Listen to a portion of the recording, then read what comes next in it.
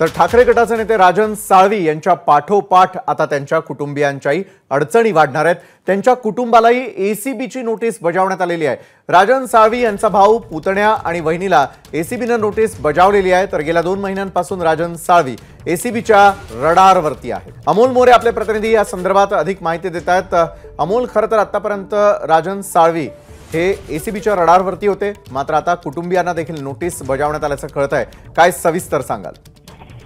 विशाल, ही वस्तुस्थिती आहे की आतापर्यंत राजन साळवी साधारणपणे 3 वेळा एसीबीच्या कार्यालयामध्ये गेलेले आहेत। त्यांच्या पीएनची देखील याबाबत चौकशी झालेली आहे आणि आता खुद्द राजन साळवी यांनी काही वेळापूर्वी अशी माहिती दिलेली आहे की माझा पुतण्या, माझा भाऊ आणि माझी वहिनी यांना देखील एसीबीची जी नोटीस आलेली आहे, अर्थात ह्या नोटिसीनंतर आम्ही काय उत्तर द्यायचं याबाबत आमच्या कायदेतज्ञांशी बातचीत करू आणि त्यानंतर पुढची भूमिका जी आहे ती घेतली जाईल। आणि यावेळी बोलताना त्यांनी असं देखील सांगितलं की एकंदरीत कुठेतरी राजकीय प्रेशरची ही टॅक्टिक असल्याचं त्यांचं मत त्यांनी खासगीमध्ये बोलताना जे आहे ते आपल्याकडे व्यक्त केलेलं आहे। अर्थात या नोटिसीचं त्यांचं म्हणणं असं आहे की जी माझी चौकशी सुरू आहे त्याच चौकशीच्या अनुषंगानं माझ्या कुटुंबियांना देखील नोटीस ही पाठवली गेलेली आहे।